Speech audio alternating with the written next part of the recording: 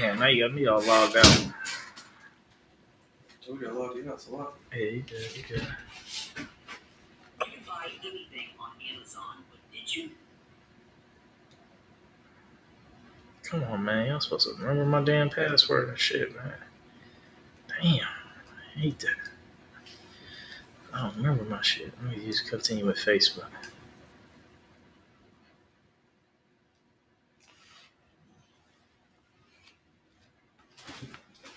Hey, Shalom. We the Israelite School of Universal Practical Knowledge. Started out of 1 West, 125th Street, Harlem, New York.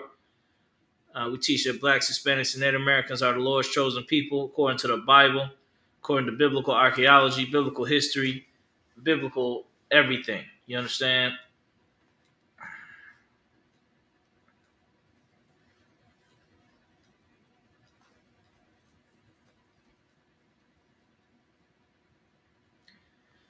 Okay.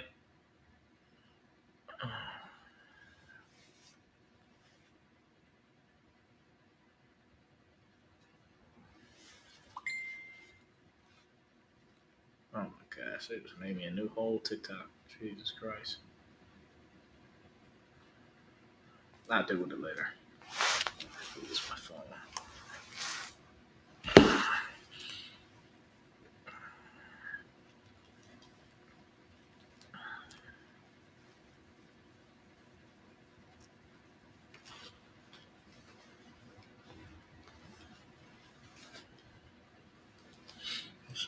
All right, sir. We got like 176 likes. I don't know where that's coming from.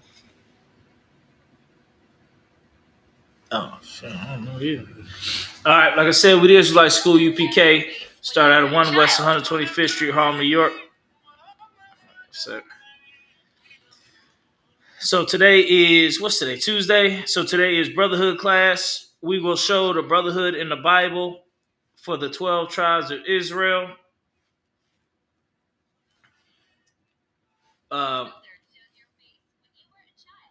What's wrong now? This phone don't want to go volume down. Okay. According to biblical archaeology, the tribe of Judah is the so-called Negroes, the tribe of Benjamin, the so-called West Indies, the tribe of Levi, the so-called Haitians, the tribe of Simeon, the so-called Dominicans, the tribe of Zebulon, Guatemala, the Panama, tribe of Ephraim, the Puerto Ricans, tribe of Manasseh, the Cubans, tribe of Gad, North American Indians, the tribe of Reuben is Seminole Indians, tribe of Naphtali is Argentina to Chile, tribe of Asher is Colombia to Uruguay, tribe of Issachar is the so-called Mexicanos. All right. Those are the 12 tribes of Israel. They destined to be brothers, brotherhood until the end. That's the only way they're going to get out of this captivity is if we come together under the law, statute, commandments of the Lord and keep the law, statute, commandments. That's how it's going to work. That's how people are going to make it to the next level. That's how everything's going to be good again for our people. All right. So, if you got any questions, you can go ahead and type them in the chat, and we get your questions answered and all that good stuff. Let me get my preset book bubble shot. Come on.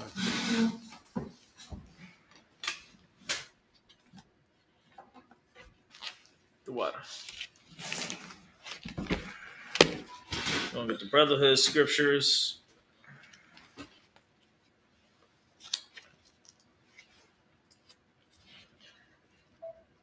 Let's go to 1 John 4 and 20.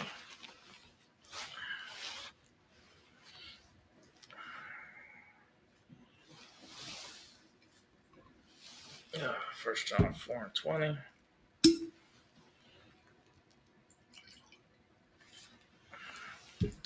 Yeah, you want to sit? Come on, sir. Got a glass? It's over there, sir. You got your glass? Can you hand me that glass?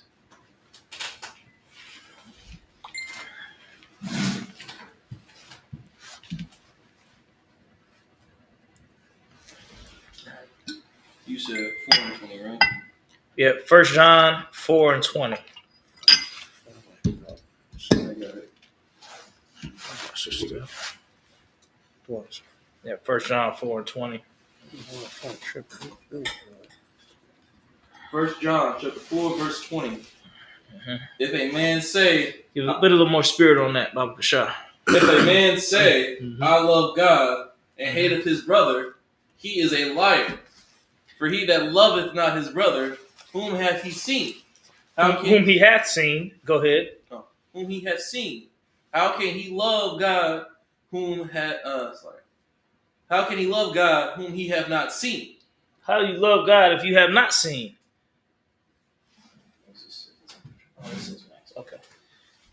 How you going to love God who you can't see every day? But you say you love God who you can't see, but you don't love your brother. Right. You don't love your sister. Right. See, this goes into the spirit we have towards one another. The spirit we have to where we don't prefer our own people. Right. We think everything, on the other side is better than our side. This goes into that spirit. Okay, you can't love the Most High and hate your brother. And what does it mean to hate your brother? That means to break the law, statute, commandments towards your brother. You basically saying, okay, I will sleep with my brother's wife. That means you hate him. I will take from my brother. That means you hate him. Right. I will deal unjustly with your brother. That means you hate him. Right. That's what that means. The law, statute, commandments. You understand? If you unalive your brother, that means you hate him. If you do evil towards your brother, which is breaking law, statute, commandments. Right. That's all it's talking about. That's all. Loving your brother means keep the law, statute, commandments towards your brother. That's what that means. That's what that means. That's how you love your brother. You ain't gonna sleep with his wife. You ain't gonna steal from him. You ain't gonna lie to him. See, we lie to our people all the time. We think, oh yeah, well if you say something that's untrue to our people, it don't matter because it ain't no police, ain't no law. You think you just gonna get away with it scot free, but that's not the truth. You can't do that to your people and think, oh, I love God. Can't do it. Any more in that scripture? Yeah. Verse 21. And this commandment have we from him, that he who loveth God love his brother also. You have to love your brother also, man. You have to be there for your brother also. That's why the Israelite School of UPK, we always doing food drives and clothes drives because we know that's what our nation need. We know that's us being there for our brothers and our sisters. Right. These other organizations, they do it. They may do a food drive, a clothes drive every here and there if they feel like it. Us, we know this is important for our people, man, to take care of our brothers and sisters with what they need. Right. You give us the power, we'll make sure all our people have everything they need. That's right. These other groups and organizations, they got millions, but what are they doing for the people? It seems like the more money they get, the bigger they get, the less they do for the people.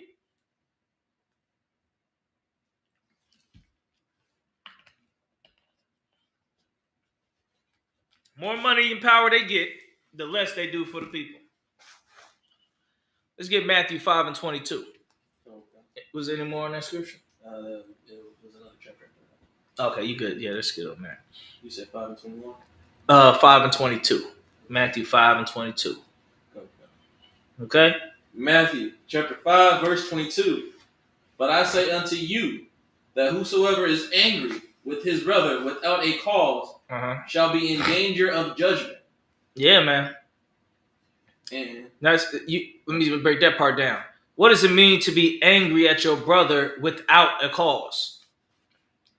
It's basically you doing something to your brother and you had no reason to do it to him. You doing something unjust to your brother and you ain't have no reason to do it. I.e. what? Rob your brother. Take advantage of your brother or your people. You had no reason to do it. You wasn't like getting back what you was owed or nothing like that. You just doing it just because. Because what's in your spirit. See, this is the part of Christ that people don't care about. It's called the brotherhood, the sisterhood part. Being there for each other. This is what they don't want to do. They want to have party and fun and come together. Everybody always talk about that. Black people need to come together. Black people need to do this, do that, come together. You know who they're talking about? They're really talking about the NBA players coming down and spreading some of their wealth. The NFL players and the actors coming down and giving money out and so they can get some of that, some of that wealth. Right. When they say black people need to come together, they ain't talking about the bum on the street. They're not talking about him. Right. They're not talking about him. They're not talking about the brother who just got out the joint or the sister who, who's trying to change her life, got out coming off them poles. They ain't talking about that, people. They ain't saying, yeah, let's come together and this and that. They ain't talking about them. I'm going to give you a scripture what the kingdom of heaven say it was really like, which is exactly like what I'm saying. Let me pull a scripture real quick. Okay, because like I said, when they say black people need to come together, they talking about rich, powerful black people need to come around. They ain't talking about the poor.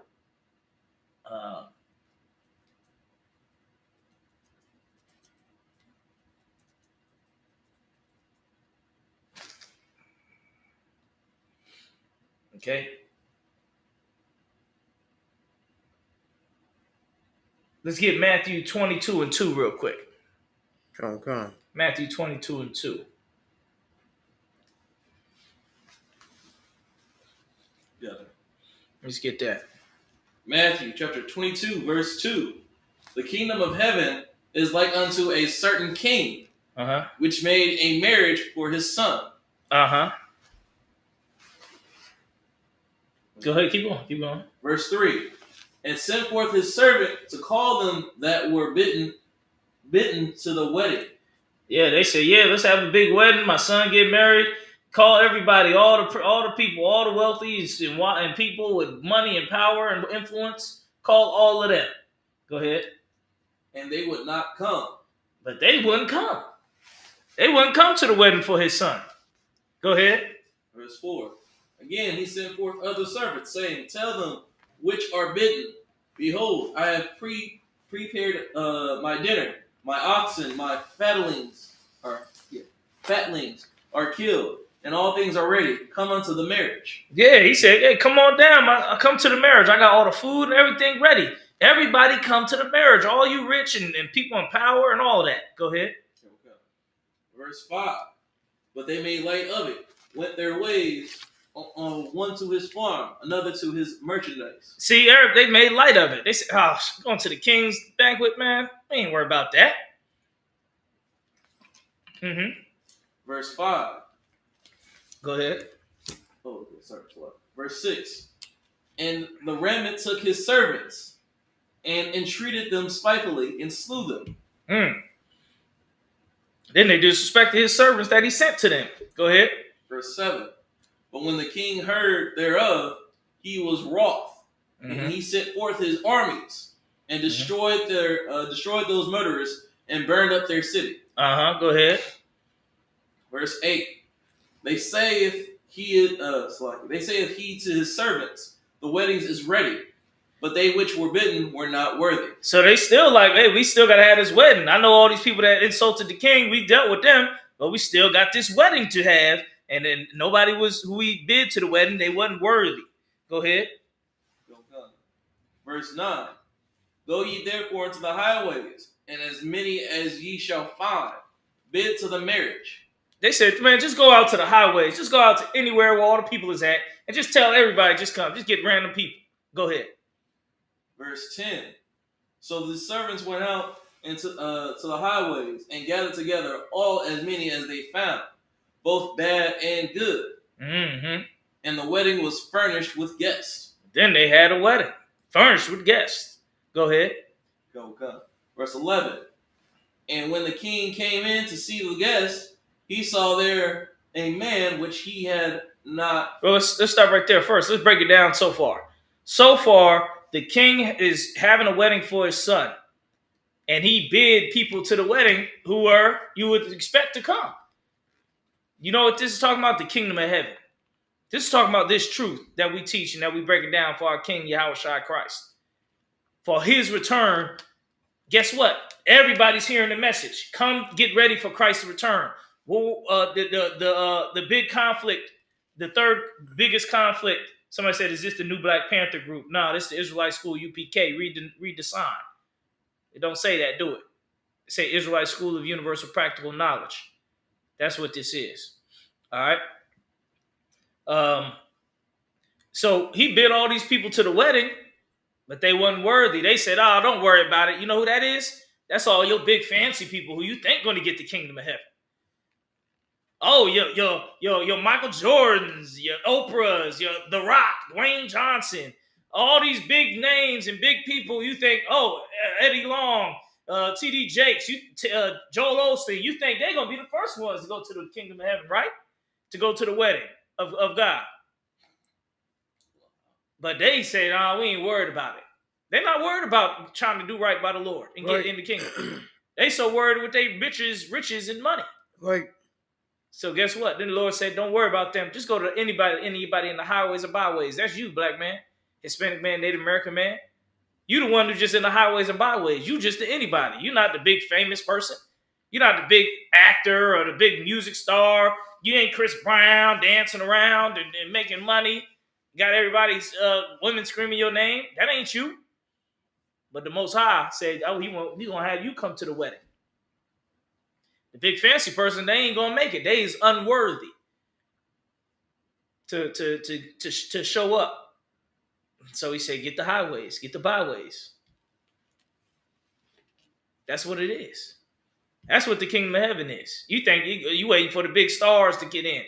They gonna be unworthy. It's gonna be the average man, the man on the bottom, the man on the ground, on the poor. That's why this brotherhood is so important. You can't be angry with your brother without a cause. You can't be angry with your brother because he's in poverty. You can't be angry with your brother or your sister because they coming from another land, then they in poverty, they don't have nothing.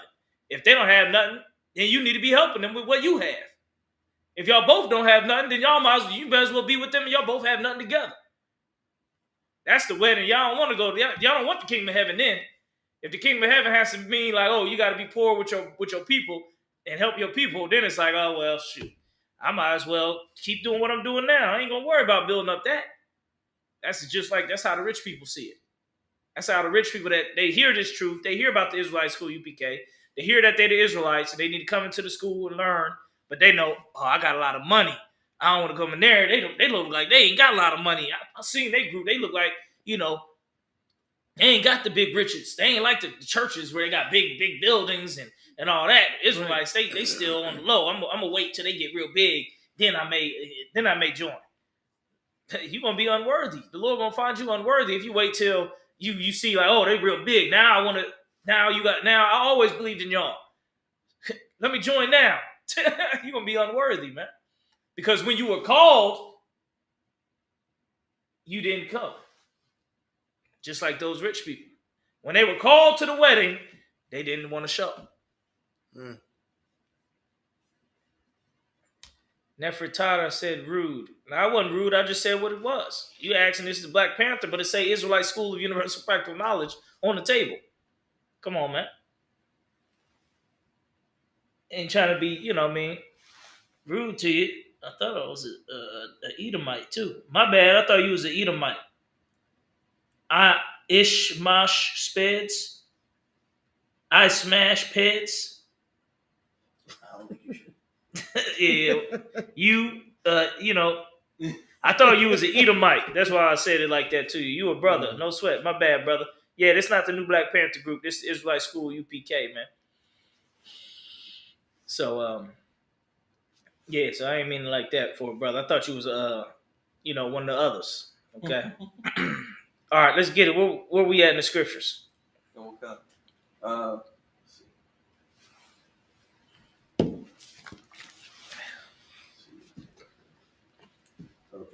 verse 10. So the servants went out into the highways and gathered together all as many as they found, both bad and good. And the wedding was furnished with guests. Verse 11. They just brought everybody into the kingdom because all the rich didn't want them to come. So that opened it up for everybody. It's also a precept to the Gentiles, to the tribe of Judah in Jerusalem. They rejected Christ, and then Christ's teachings also went to the other Israelites who were outside of Israel. This is also a precept for that. Go ahead, Ward. So like, now reading this. Why Say it to me first. So why don't none of the people just use this chapter here as a question? Like, I know it doesn't explicitly explain Gentiles and other people who come in, but it's kind of like, You can say that out loud. okay. So that's the question I have is, why don't people use this chapter here as explaining why, that everybody would be loved and coming into heaven? Yep. I don't know how this is explained, as I'm hearing from it. It's not specific, explaining who's coming in. It's just they gathered who they could. Because the fact of the people that were supposed to be here ain't here. Somebody said, "Are you going to move to the land?" Why would we move there? Our people is here. We're supposed to be where our people is at. Then when the Lord put us back in the land, we'll be back. All right. Where we at? Any more in that scripture? Let's get back to the wedding. Verse 11. And when the king came in to see the guest, he saw there a man which he had not on a wedding garment. Verse 12. And he saith unto him, Friend, how camest thou in hither not having a wedding garment? Now, let's sit on that. Let's get into something else. But the main part is all the people that was bidden to the wedding, all the rich and famous, powerful, big name people, religious leaders and stuff, they didn't come to the wedding. They didn't come to the truth. They didn't come and come to the wedding. So they didn't make it to the kingdom. You understand? So let's get back to the scriptures. Where we at? Let's go Matthew 18 and 21. Let's start there. Today's brotherhood, brothers and sisters. That's what today's class is about. Nadra. Somebody said you guys got that such and such sale. This is crazy. Why you even in the sale? Because you couldn't afford nothing we selling. You couldn't afford nothing on this table. Why you talking? You understand? It sells above your pay grade, partner. We talking about real riches. We ain't talking about them trinkets that you got going on. You know what I mean? So yeah, we got the garage sale, but this is an auction that's for the rich and millionaires, not for you. People who gonna get this kingdom. Where we at? Sorry, I got it. Go ahead, Matthew 18 and 21. Matthew chapter 18, verse 21. Then came Peter to him and said, Lord, how off That's how it's split. So off shell. Right? Where you at? Right there. What verse you at? 21. How oft, shall my brother? Oh, okay. It just was split, so it's kind of threw me off. Oh, you good? How oft shall my brother sin against me, and I forgave him? So seven times. Yeah, this is what they were saying. The disciples were saying to Christ.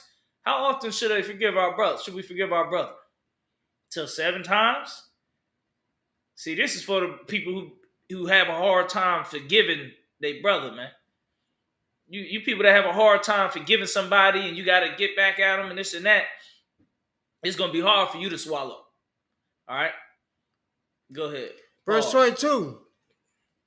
Jesus said unto him, I said not unto thee unto 7 times, but unto 70 times 7. Christ said, "Hey, don't forgive him 7 times. Forgive him 70 times 7 times." Put this over there on the other side where we put the trash at. You gotta get trash bag bin for over there eventually. Yeah, we gotta get one of those. So he says 7 times 7. That means infinite. That just basically means you gotta forgive your brother as many times as you got to. See, this is where we mess up at, man. We try to hold our brothers to that standard and don't want to forgive our brothers. Somebody say, you speak Hebrew? Yes, we do.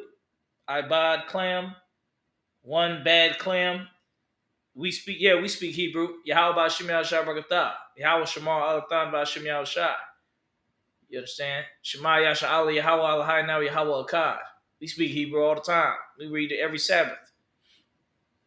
All right. David Linkhouse said tool bags. I don't even know what that means. That must be one of them insults that, you know what I mean? That you know what I mean? I don't even know. Those famous Edomite insults. Yeah. That nobody thinks is funny, you know what I mean? People barely even know what they're talking about. So, all right, let's get back to the scriptures. Come on. Any more on that? Verse 23. Therefore is the kingdom of heaven like ended unto a certain king, which would take account of his servants. A certain king, and he would take account of his servants. Go ahead. Verse 24. And when he had begun to recruit, I think that's how he says it. Reckon. Mm-hmm. What was brought unto him, which owned him the 1,000 talents. Mm-hmm. Verse 25. All right. He said with 4 mash. For as much. For as much. Oh, okay. Sorry. You good. Verse 25. But for as much as he had not to pay, his Lord commanded him to be sold, and his wife and children, and all that he had, and payment to be made. So they told, hey, go ahead and make payment. Go ahead. Verse 26. The servant therefore fell down and worshipped him, saying, Lord, have practice. Where do you see that? Right there. Patience, yeah. Oh, patience. Mm-hmm. Have patience with me, and I will pay thee all. Verse 27. Then the Lord of that servant was moved with compassion and loosed him. He was moved with compassion and loosed him. He said, all right, yeah, no sweat, man. I'll let you go. Even though you owe me. I'll let you go. Go ahead. And forgave him the debt. Mm-hmm. Verse 28. Okay. Verse 28. But the same servant went out and found one of his fellow servants, which owned him in 100 pieces. Mm-hmm. And he laid his hand on him and took him by the throat and saying, pay me that thou once. I think that's how you say it. Owest. Mm-hmm. Verse 29. And his fellow servant fell down at his feet and besought him, saying, have patience with me. Stop right there. So what's going on so far? You got a brother who owed money. And he said, hey, please forgive me. Have patience with me. I'll pay you this and that. Dude said, all right, no sweat. Don't worry about it. Now, he was forgiven for his debts. Now, he goes out and sees somebody that owed him money. And now this person's doing the same thing to him, saying, hey, please have patience with me. I'll pay you everything. Let's see how he responds to him. Go ahead. And I will pay thee all. Verse 30. And he would not, but went he cast him into poison. Prison. Salaki, sir. You good. Prison. He said he wouldn't forgive him. He was forgiven, but he won't forgive who offended him. See, that's the problem with our people, man. That's the problem. See, you want to be forgiven by the Lord. You want to get the mercy. You want to get the blessings. You want to get everything in your favor, but you don't want to forgive or be a blessing to nobody else. That's where this parable is coming from. This parable is trying to open your eyes to the way you treat other people, not the way you want to be treated, but how you treat other people. Right. Because that's where you people don't see it. They see how they want to be treated. They see how they feel, but they don't see how they make others feel. They don't see how they treat other people. You got to go out your way to make sure you're treating other people good, treating other people fair and righteous and just. Same way you want to be treated, treat them that way. Right. The same love you want, give them that love. Right. The same respect you want, you give that respect to them. That's how you build the kingdom of heaven. You ain't going to build the kingdom of heaven no other way. That's probably the young dude want to see to check the room out. Go with him to give him pat him down and everything. Make sure you don't got no weapons on him.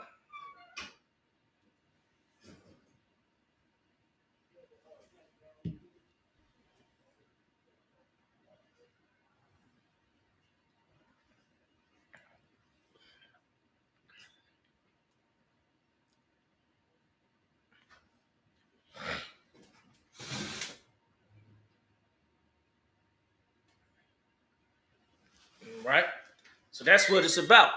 You want to forgive your brother, or you want to be forgiven, but you don't want to forgive your brother.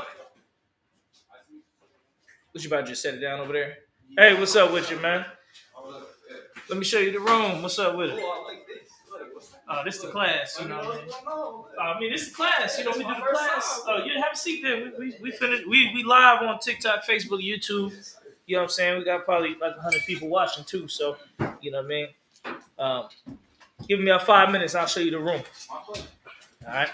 So let's get back on the scriptures, because that's where the parable is at. The parable is about you want to be treated right, you want to be respected, you want to be forgiven by the Lord, but you don't want to forgive your brother. That's the parable. So go ahead. Where we at in the scriptures? Where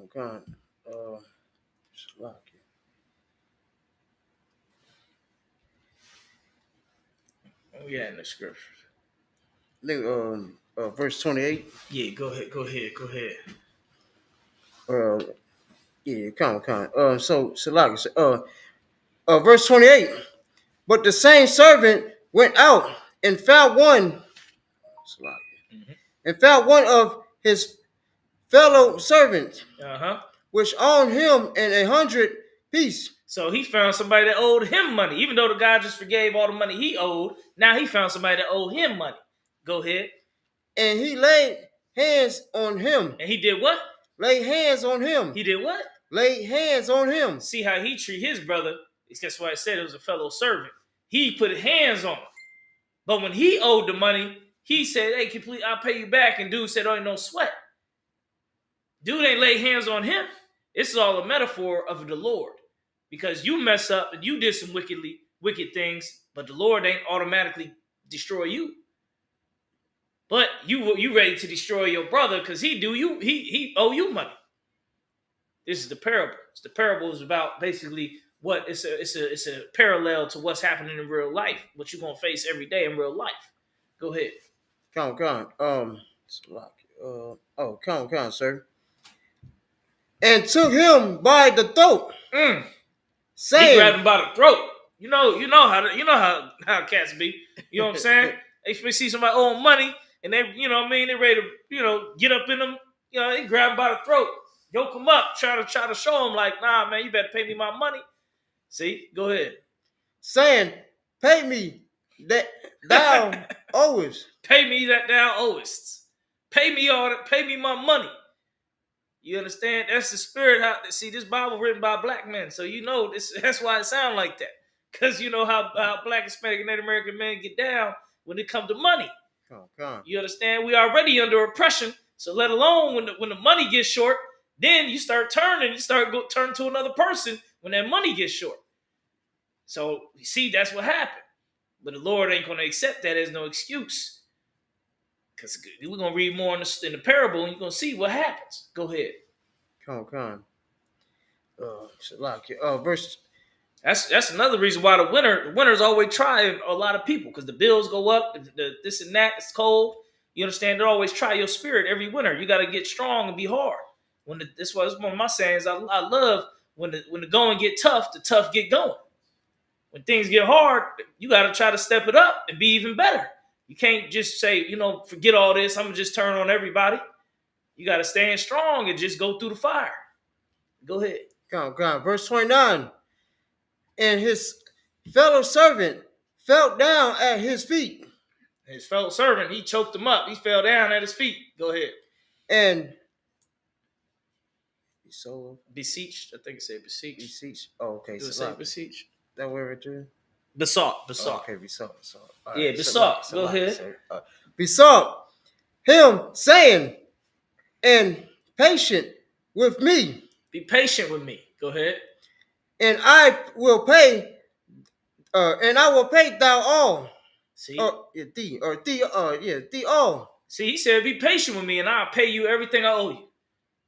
You understand? Sometimes you cool, you want to pay somebody back, or you want to pay the bill, or you want to pay this, but that don't mean you're gonna be able to. But that's why I take patience with your brothers and your sisters. This is why brotherhood is a weapon. Brotherhood is powerful. Brotherhood can be a problem. Brotherhood can build up your nation, or brotherhood can destroy your nation.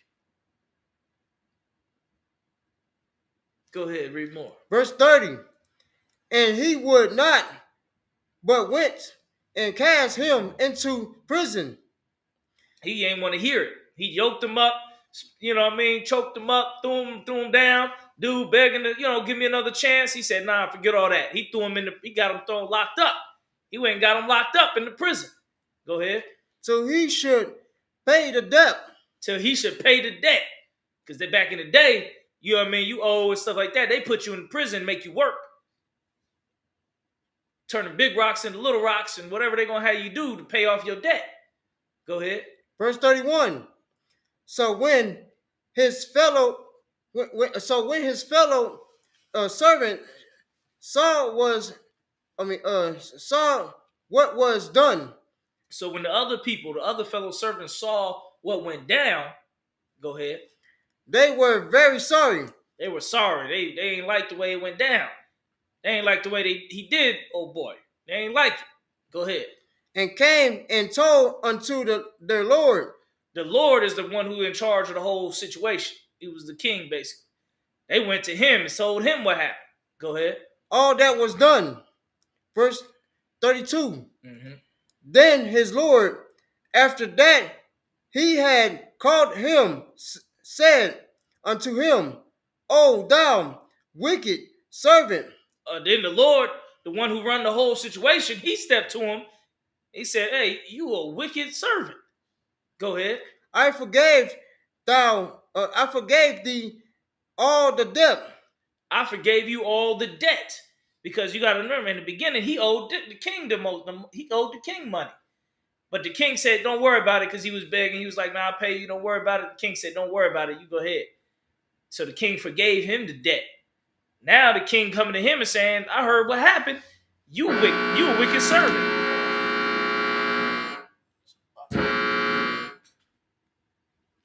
You can just leave it off here. No, okay, sir. You wicked servant. Because I forgave you, but it seemed like you out here in the streets don't care about nobody, forgiving nobody.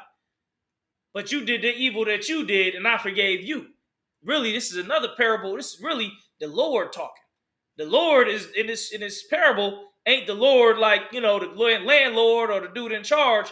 It's the Most High in heaven.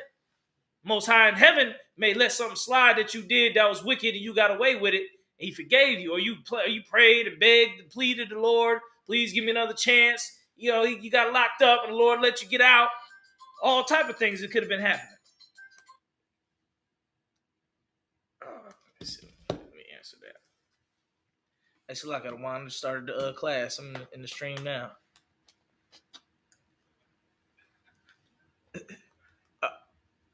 All right, I don't want the water. Yeah, I'll hit you back. All right. Go ahead. Let's get back to the story. Come on, sir. Because thou deserted me. I said that word right. Desires Desires. Uh-huh. Oh, because thou desires me. Verse 33. Shouldn't not thou also have had compassion Uh-huh. on thou fellow servant? Shouldn't you have compassion on your fellow servant, man?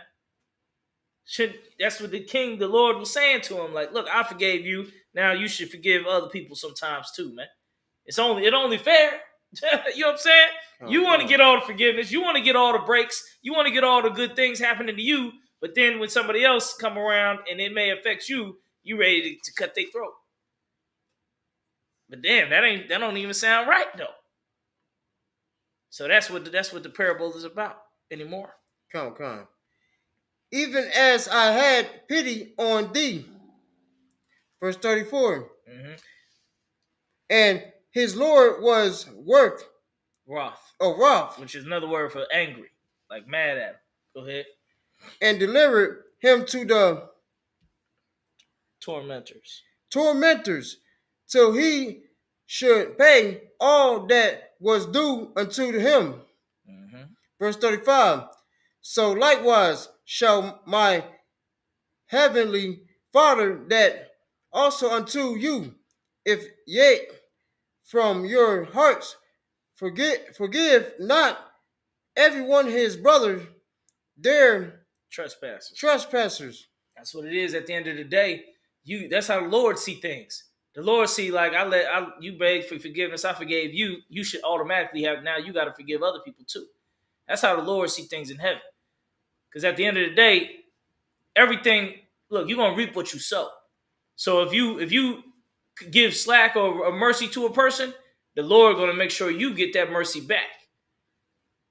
Everything you do, something good for somebody, something evil for somebody, a lot of times the Lord, you're going to reap what you sow, so you'll get it back. You may not get it back from that person, but you get it back from the Most High. That's how this whole earth operates, man. It's the circle of life. Circle of life. You understand? The plants, the animals that eat the plants get eaten by the predators, then the predators die and become plants, and then get eaten by the prey that they was eating. It's a circle of life. Everything goes around and around. What they say, what goes around comes around. Oh God. You do something, it come back around to you. You do something good, it come back to you. You do something wicked, it come back to you later on. You just might not know how it's going to come, or it may not come. It may come when you don't expect it. You know what I'm saying? Some time out of past, you don't forgot all about it, then it come back to you. That's how it is. Go ahead, Ward. If I may ask, Let's say to me. It's like how they ask about karma about Esau. Like, why he ain't got his? Oh yeah, go ahead. You can say that. It's like how people talk about the karma from Esau, how he ain't got his just desserts yet. He gonna get them. Promise and believe. He gonna get them. Mm-hmm. It's just so much he's done. It's been just adding up and tallying up to his destruction. Mm-hmm. Yeah, that's the oppressor right there. You understand? So that's what it be. All right, so let me come with me to Kun. Tell us about, just hold it down, just hold the stream down to Kun. Let me show him the room that he gonna have. Come on, sir. That he can move into wherever.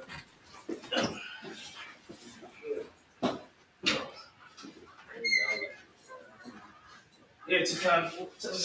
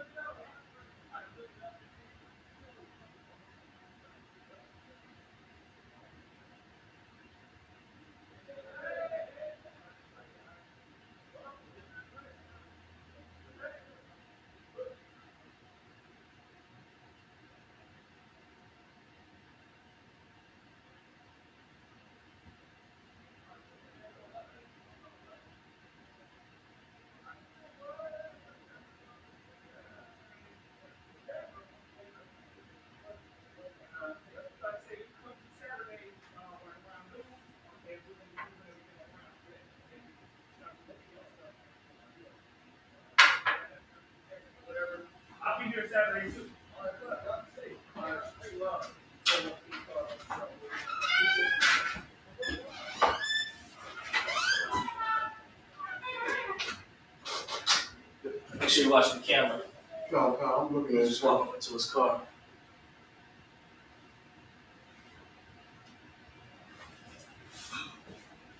Make sure he's safe. All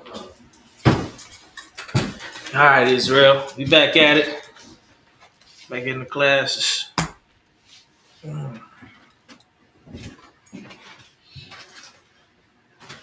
much time we got left? What time is it? Oh, it's already 8:30. Yeah, we're gonna go for a little bit longer. Get ready to wrap it up.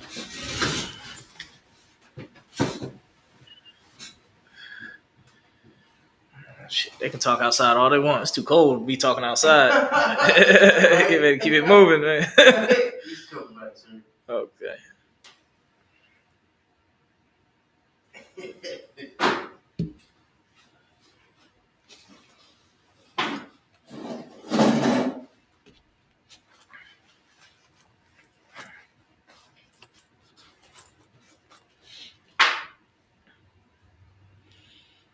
Oof, because yeah, it's cold out there, boy. Okay. It's still cold. It's like 7 degrees or so. Yeah. But tomorrow it's supposed to get warm. Not warm, but like 10 degrees warmer. It's supposed to be like in the 20s tomorrow. So It's not gonna melt the snow. nah, it ain't gonna melt the snow. Nah, it's still gonna be. We got about a. They said on the forecast when I looked at the temperatures, about a month of temperature like this. So this is the first week, but we got another next week, the week after that, and the week after that. Then we'd be kind of good where the temperature go back to like 40s and stuff, where it'd be like a little sunlight and stuff.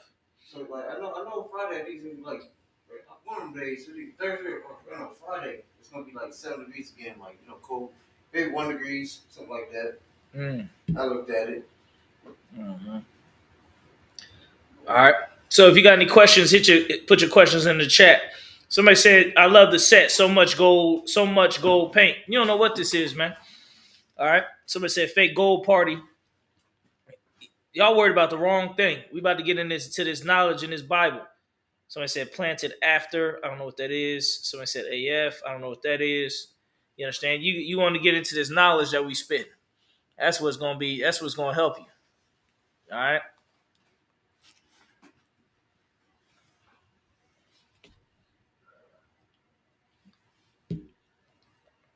Let's go to the rest of these brotherhood scriptures and get them out the way. Give me Matthew 25 and 40. Come. Then we're gonna get these out the way and close it down. I'm gonna say that's right. That's right. That is how Hebrews. That's how we get down. That's right. They said Black Panthers. Nah, with the Israelite School of Universal Practical Knowledge, brother. This is knowledge, brother. We biblical organization. You understand? We're not on no dang Panther Party, which means political party. We're not about politics. We're about the Most High in Christ. We're about the Lord, the Most High, Yahweh, Hashem Yahweh Shai. You understand? That's what we're about. Somebody said, "Do you believe in Yaqub?" See, do you believe in Yaqub? I'm talking about the real Yaqub. Yaqub is really Jacob. Yaqub in the Hebrew. That's who that really is. You understand? And he had 12 sons, and they became the 12 tribes of Israel. 12 tribes of Yaqub. Go ahead, Lisa. I never put those two and two together. Yeah, Yaqub is really, that's what I'm saying. Do you really even believe in Yaqub? Because we really believe in Yaqub the way he really is supposed to be. Yaqub. That's what he said, who? He said, "I do. Yaqub is my father." He's the father of the 12 tribes of Israel. These are the 12 tribes of Yaqub. Judah is the Negroes. Benjamin is the West Indians, Jamaicans. Levi is the Haitians. Simeon is the Dominicans. Zebulun is Guatemala to Panama. Ephraim is Puerto Ricans. Manasseh is the Cubans. Gad is North American Indians. Reuben is Seminole Indians. Naphtali is Argentina to Chile. Asher is Colombia to Uruguay. Issachar is Mexico. See, you don't understand about the real story of Yaqub. The real story of Yaqub is in the scriptures, in Genesis. Do you understand? Yaqub, he had a vision and he wrestled with an angel. He wrestled with an Elohim, which is one of the higher powers. And when he wrestled with the Elohim wasn't able to get away from him because he wanted a blessing from him. So he wrestled him down to get the blessing because he knew he was somebody powerful. He knew it was an angel. And the angel dislocated his hip. See, you don't know what Yaqub went through to get the power. Yaqub wrestled an angel and it dislocated his hip. You ain't never had your hip dislocated because that's going to be crazy. You ain't even going to be able to walk right. And he dislocated his hip, but he gave him that blessing, though. And that blessing was that he would be a father of the 12 tribes, that he would get in that land. You understand? So he blessed him and changed his name after the blessing to Israel, Yasha'Allah. That's where Yaqub had his name changed to Israel. And then his 12 sons, they became the 12 tribes of Israel because all his sons had a lot of sons and they became a nation because that was part of the blessing. The blessing that he had many sons and he get that land, that he be blessed. So his seed became a whole nation. That's the real story of Yaqub. You understand? That's what really happened with Yaqub. Then one of Yaqub's sons ended up getting sold and sealed into slavery and they couldn't find him. But then when he was in ancient Egypt, his son had a vision, had a dream about Pharaoh. He can interpret dreams. And he told Pharaoh what was his dream. And Pharaoh believed him. And Pharaoh made him the second most powerful man in ancient Egypt. That was Yaqub's son. Joseph. Joseph, which is Yahusap. Yahusap became the viceroy in ancient Egypt, and then he ruled ancient Egypt. That's where they get the Sphinx. The Sphinx is really Yahusap, Yaqub's son.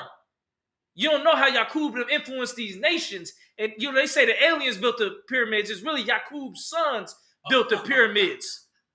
But they know Yaqub is real powerful, so they want to talk about him. They want to talk about the aliens instead. But really, it's Yaqub's sons built the pyramids. He had 12 of them. That's how it really happened.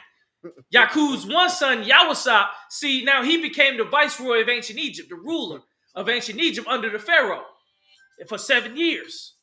Hold on a sec. That answers one question right there. Say it to me first. Oh, that answers the question about the nose being ruined off of every, Yeah, you can say that. So that answers the question of every nose being ruined off the Egyptian Sphinx. It makes sense. They already tear down they already whitewash all of our characters, all of our people that we have.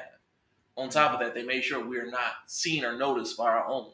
Yeah, so that's part of the campaign to take the noses off because they hated Yaqub. You understand? Yaqub had a brother named Adawam, which is named Esau in the Hebrew. And Adawam, see, he was a wicked man, so he did not like his brother. And he got the blessing. He got his blessing. He sold his blessing. And that's how Yaqub got the blessing also. But fast forward, Yaqub's son, Yahusap, was the ruler, viceroy of ancient Egypt. And he was running all of ancient Egypt. Then his brothers came to see ancient Egypt because they needed grain to sustain themselves through the global famine. It was a global famine in those days. Ancient Egypt had 7 years to raise up their crops and to store their crops. So then they had all the crops. That's how they became great. That's how Upper and Lower Egypt became unified because of Yahusap, Yaqub's son.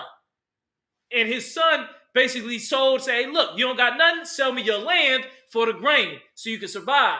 And then Egypt became the biggest landlord, the biggest owner in all of the ancient world. See, this is the ancient world. Before the most of the world was even discovered, they were still discovering new places. The world was only in the Middle East during this time. The Middle East and parts of Africa and everything else was basically unexplored. There was people still going out, establishing settlements in these new lands. But at this time, ancient Egypt was the most powerful. And then, like I said, so then Yaqub's other sons came. Yahusap seen them, but they didn't notice him because they were black like the Egyptian. He was wearing Egyptian apparel.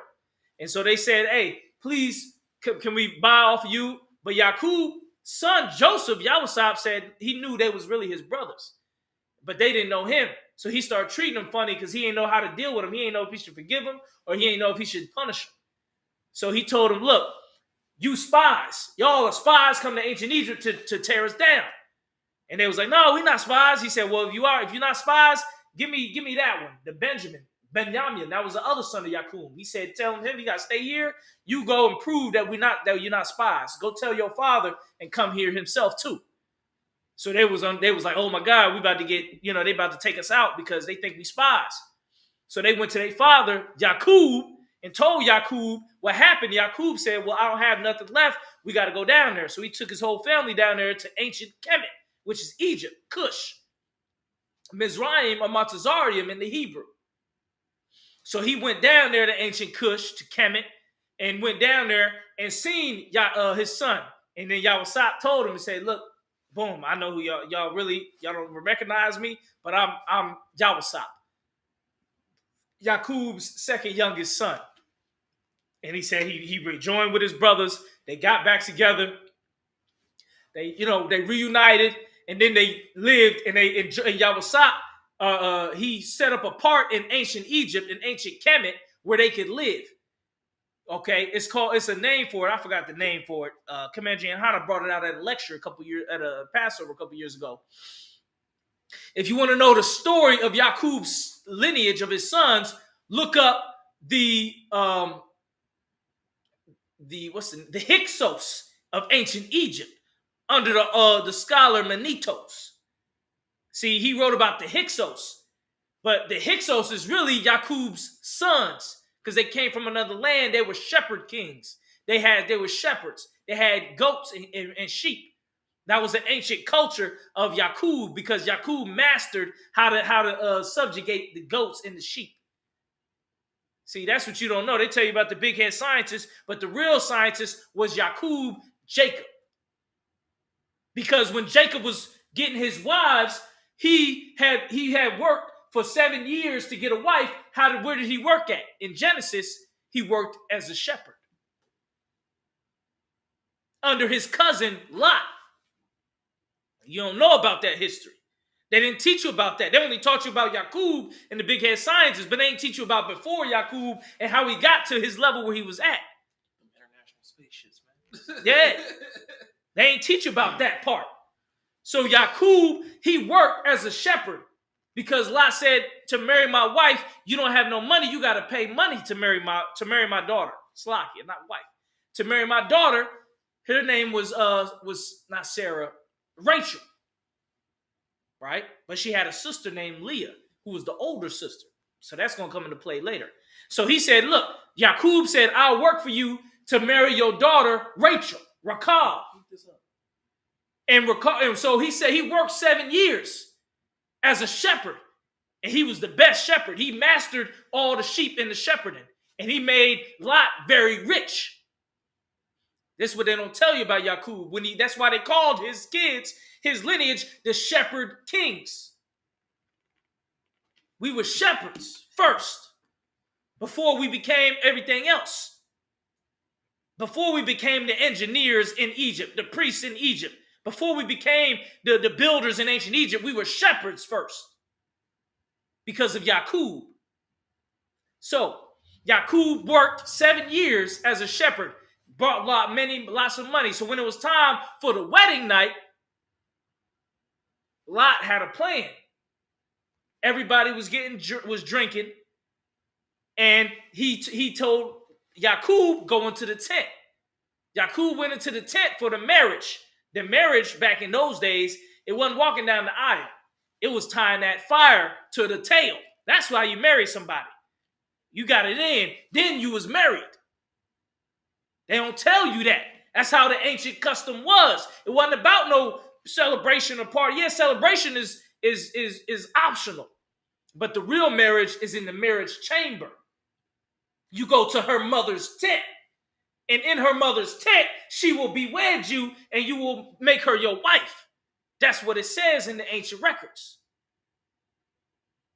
Now, he went into the marriage chamber with he thought was Rachel.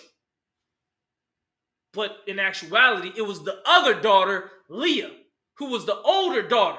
She went into the tent, but he was feeling so good. He worked 7 years. He's drinking, having a good time. He's like, yeah, let's go. He ready to get it in. He was tricked. He was fooled.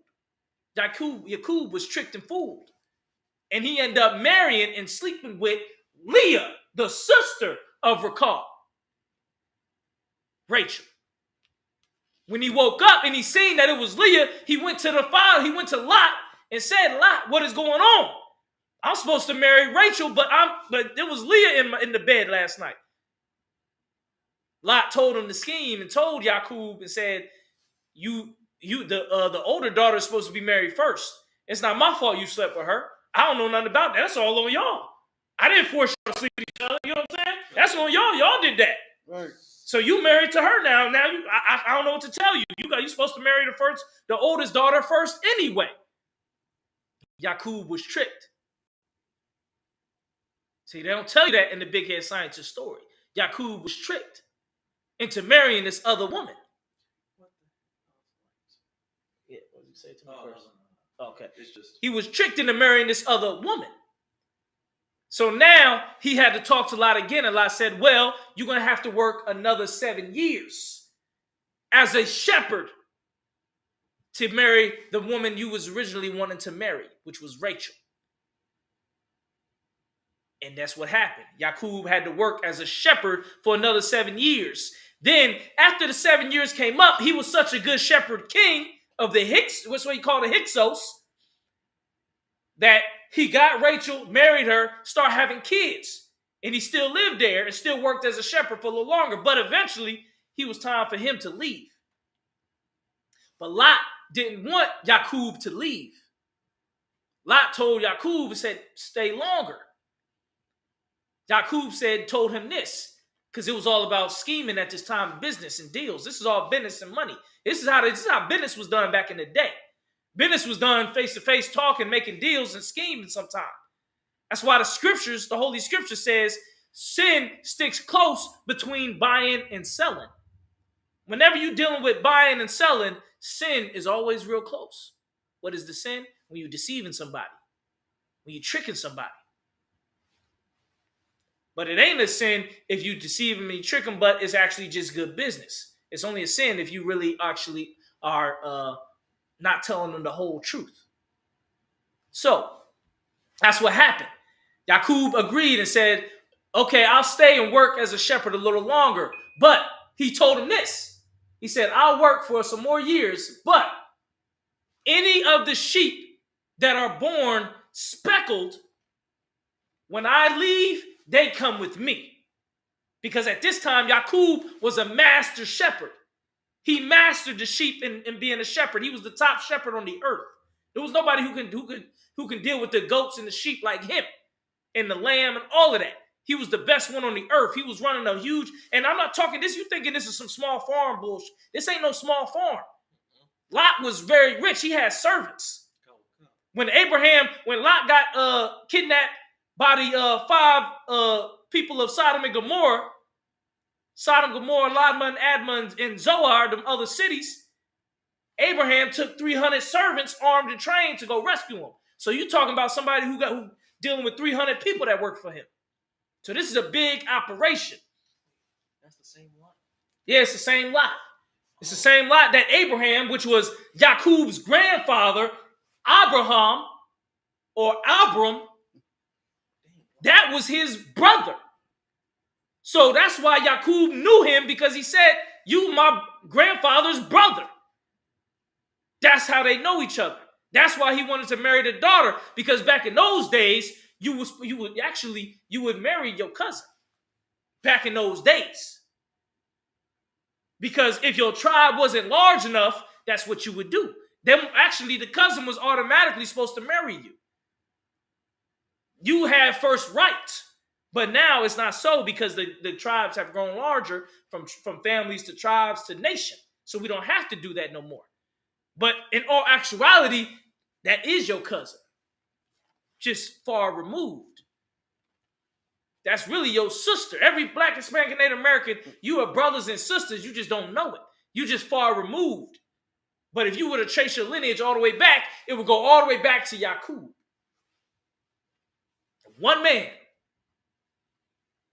4 wives. Now, back to the story. Back to what happened. So, let's see if we can turn the mic back on. See if we can come back. So now, Yaqub married this. He told him, don't worry about it.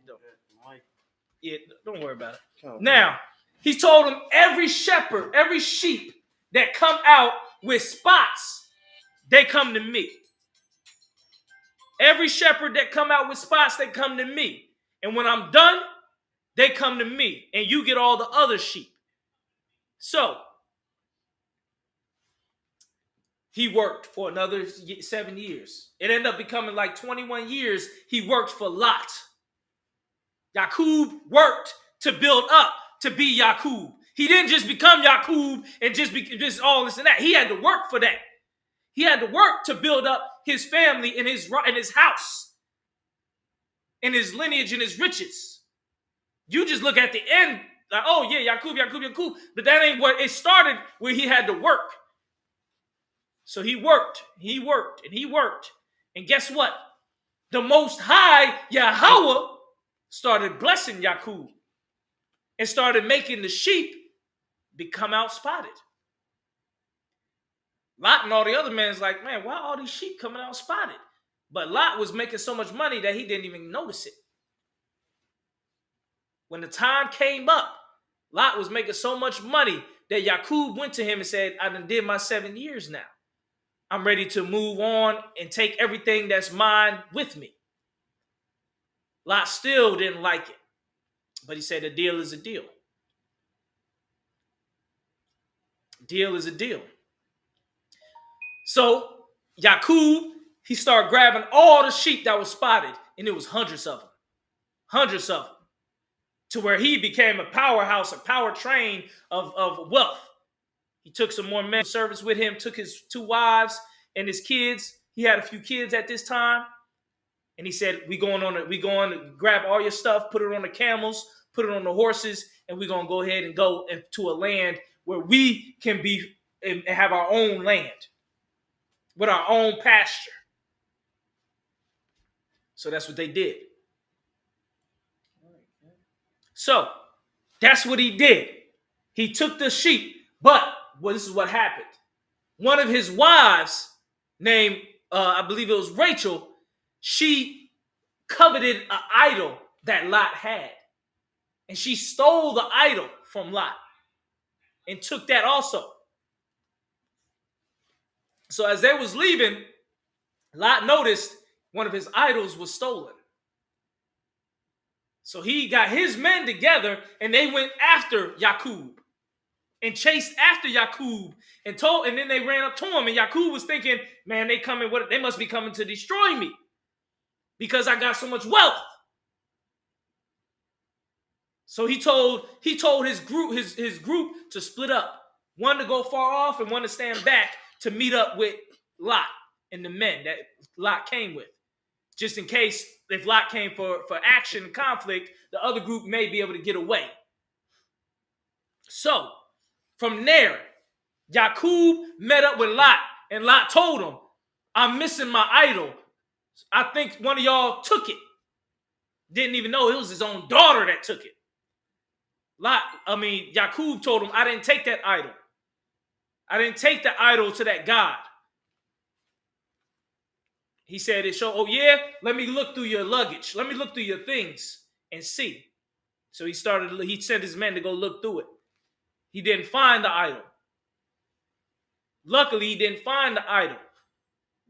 So then he came to Yakub and said, I didn't find it. You didn't take it. You know, I'm sad to see you go, but this is over between us.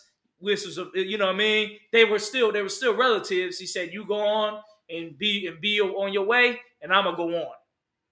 And that was how Yakub knew from that time on out to never worship idols. He knew that from there and on. You can't never worship idols. He was already taught that through the records and through the oral words that was taught to him by Abraham and Isaac. But now he knew for sure, like, man, I'm damn sure I'm never going to touch an idol, because he almost lost everything from an idol. So Yakub left and went and established his own land and went to a land where nobody was at, and he set up his sheep and set up his thing and start having children. His wives, they start fighting over how many children each one was having. See, because Rachel was the woman that he wanted at the beginning, but Leah was the one that was having all the children. See, you never know when your blessing is going to come. He wanted Rachel, but Leah kept having all the children. And Rachel was jealous of that. One day, one of Leah's sons, Isupk, the father of the Mexicanos, he found mandrakes in the field. Mandrakes was an aphrodisiac. It means it'll get you right.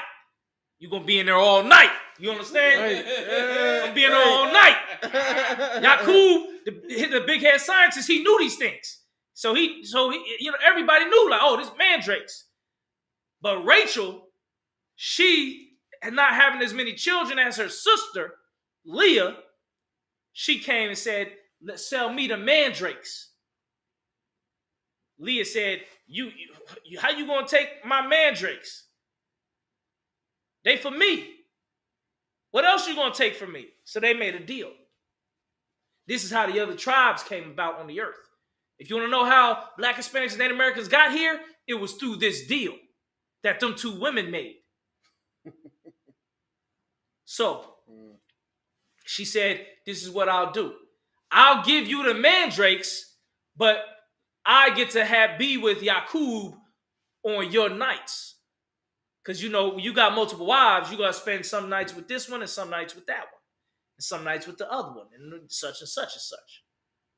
So she said, I'll let him spend the night with you those nights, even though they my nights.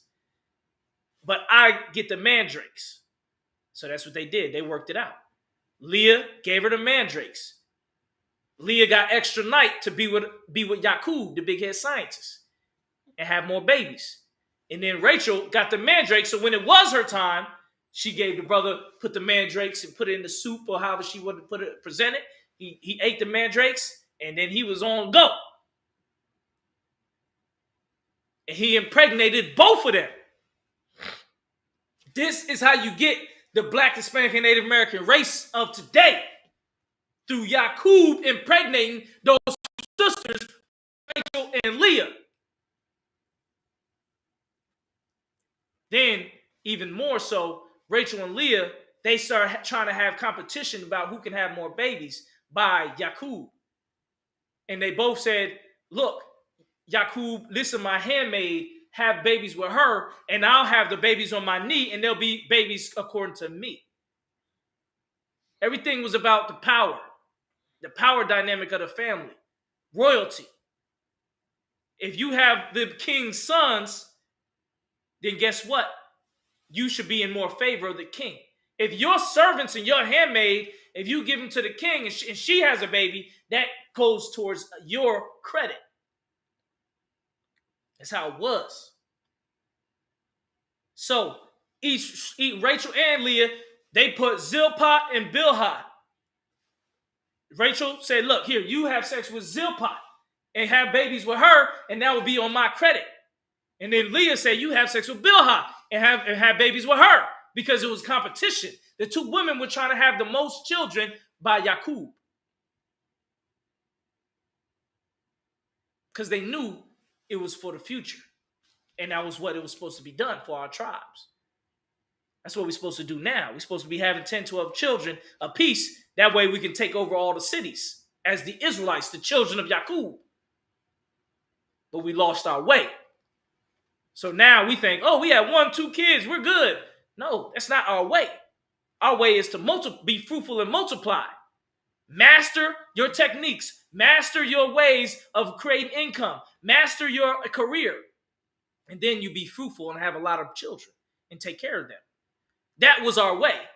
That's what our mindset was, because Yakub, the big head scientist, instilled that in his children. And it was a part of the race. It's part of the lineage. Now, they had the children. Now you're looking at, he had 12 sons. Yakub had 12 sons, and the record does not say how many daughters Yakub had. Because when you study the ancient records, it does not specify how many daughters the patriarchs actually have. They don't count the daughters, because the daughters get married off to another house. You see? They only count the sons. So Yakub had 12 sons and however many daughters. And the boys grew. Judah, Benjamin, Levi, Simeon, Zebulun, Ephraim, Manasseh, Gad, Reuben, Naphtali, Asher, and Issachar. Actually, Ephraim and Manasseh, those are Joseph's 2 sons. Joseph became 2 tribes. So really it was just Joseph. Manasseh and Ephraim wasn't existing yet at this time, when it was just the 12. And I believe Dan was there. So you take out Ephraim and Manasseh, replace them with Joseph and Dan. The Danites. They don't teach you about the Danites, because the Danites got one and joined in with the Manassites, and that's where you get the Cubans of today. It's a small number of Danites with the Manassites. That's that group right there. See, this is Genesis. Genesis means the beginning. This is where the beginning of all the tribes of the earth came from. This is their origin stories.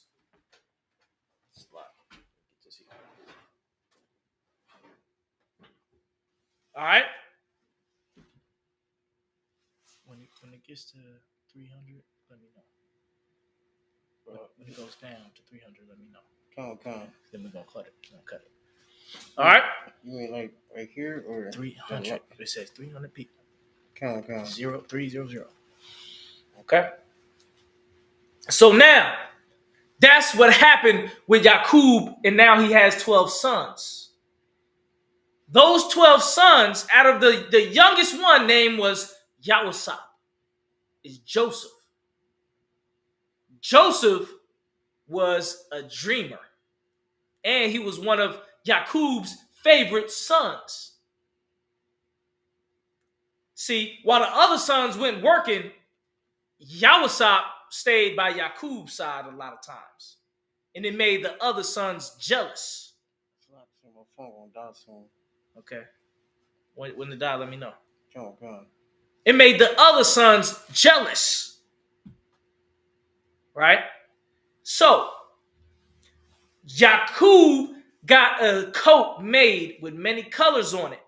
This was a spiritual coat. This was a symbol that he gave to his son, Yahusap, Joseph. The other brothers seen that he was getting special treatment, that he was getting treated better, like he was preferred, like he was the top son when he was the youngest. Yaqub, the big head scientist, he seen in his youngest son something special in him. That's where you get that third eye from, where you can see things that you can't put your finger on it, but you know something special about this. That's what Yaqub was experiencing. So he made a coat of many colors for Yahusap. And Yahusap wore it around his other brothers who was working hard in the field, mastering how to be shepherds. And they were jealous that he got their coat of many colors. And that he was getting treated more special. He didn't have to work as hard in the field as the other brothers.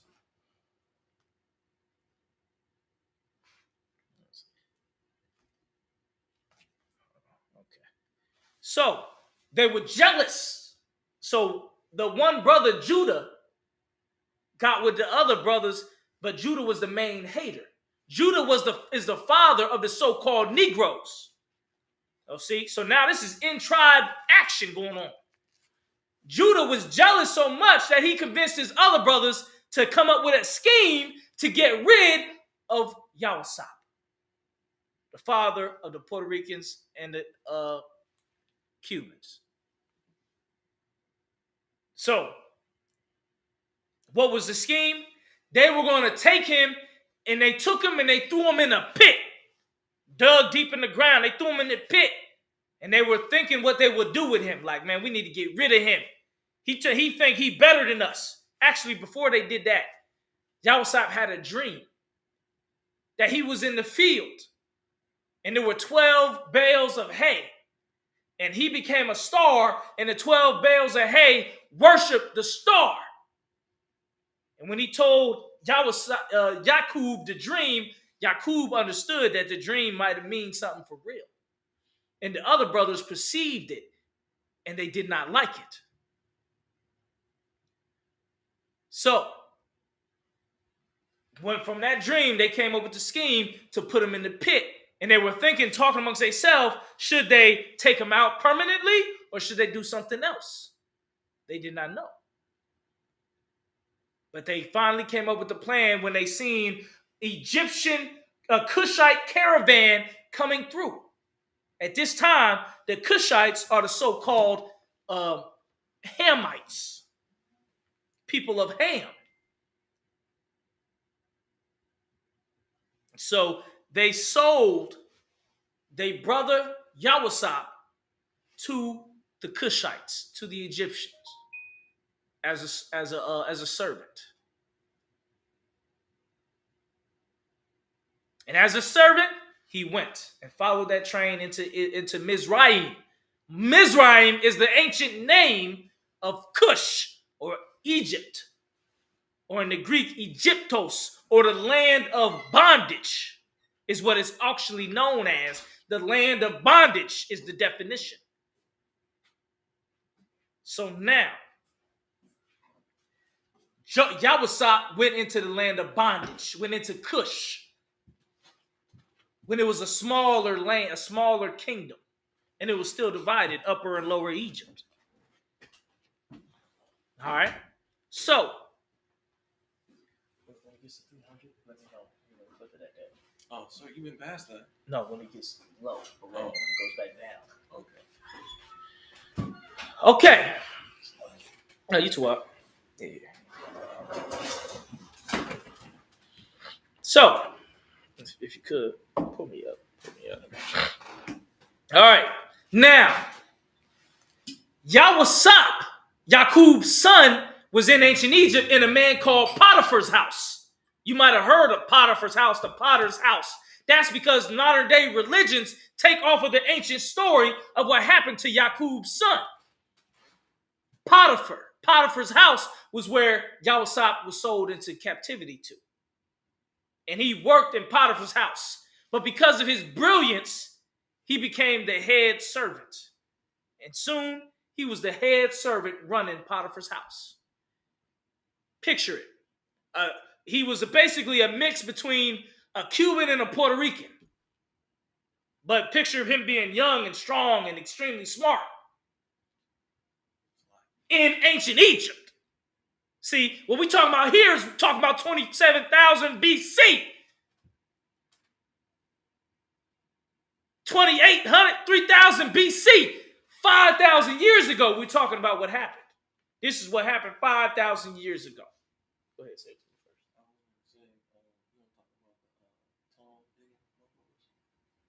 No, we good. I'm going to stick where we at now. That can get us flagged. All right. So, Yahusap became the top servant in Potiphar's house. And Potiphar's wife noticed Yahusap. And I ain't talking about, oh, he's a good worker. I ain't talking about that type of noticed. She noticed how he was looking good, how he was looking strong and powerful. She noticed that about him. You talking about a brother who's a mix between Cuban and Puerto Rican. Come on now. All the females are going to want him.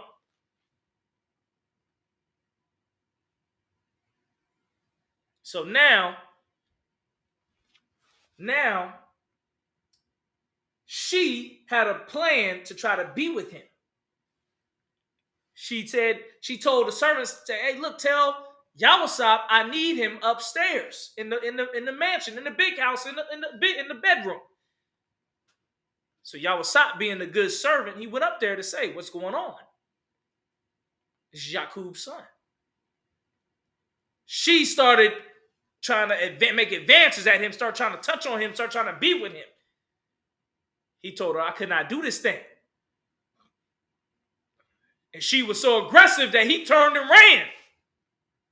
And she grabbed his outfit and ripped a piece off of it. He ran off. Then she was so mad that he didn't take her advances. This is why you got to watch these certain women who make these advances towards you. If you turn them down, they could use that against you later and say you did this to them, did that to them, because they hurt in their feelings. This happened 5,000 years ago, so you know what happens today. Now, she told her husband Potiphar that your top servant Yahusap, he tried to take me. Potiphar said, "Oh no, hell no, Yahusap would not do that. That's one of my top servants." She pulled out a piece of his clothes and said, look right here what I tore off. Potiphar, not knowing what to do, was conflicted inside, but he had to get rid of Yahusap. He put Yawasop into the prison. Unjustly. Threw that brother in the prisons. Does that ring a bell today? Threw him in the prison unjustly. This is how you know we the children of Yaqub, because we go through the same thing that our forefathers went through 5,000 years ago.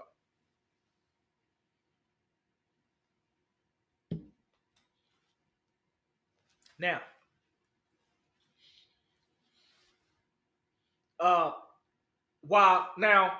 Yawasop was thrown into prison. And he was in the prison sitting for years. Eventually, he met two cellmates. And the two cellmates told him and said, they woke up and said, it told him, like, man, we just had two crazy dreams. One of them said, I had a dream that a crow was picking at me after I was done. And the other one had a dream that he did something else happen to him. Yawasop heard the two brothers' dreams and said, your dream means you're going to get out. You're going to get out of prison. Because you got to remember, he had dreams back when he was young. And so he was always a dreamer. He always could see what's going on in dreams, even back when he was young, living with his family, living with Yaqub. That's why you need people who can interpret dreams. That's what we got in the Israelite School of UPK. If you got a crazy dream, you can call us, and we got brothers that'll interpret your dream for you and tell you what it means. We lost that art because we lost the connection with our forefathers, Yaqub, Abraham, Isaac, and Jacob. We lost the connection, so we don't interpret dreams anymore. Now you have a dream and you don't know what's going on with it. You don't have nobody to go to that tell you what that dream means. But back then, we understood the art and the gift. We had brothers that had gifts of interpreting your dream. So, he told the other brother, he said, you, with the crow coming, getting at you, you going to be unalived. You gonna get out, but to the bad, he gonna get out to the good. They both said, yeah, who cares what you say, man? You just a dreamer. That's just a dream. It don't mean nothing. The next day, that one brother got out, and the other brother went to the stockade. You understand? So, but before he left, Yawasop told him, when you get out, don't forget about me. When you get out of the prison, when you get out of jail, don't forget about me. He said, yeah, I won't forget about you, man. He was so happy he got out that jail. And guess what? Forgot all about him. And went on living his life.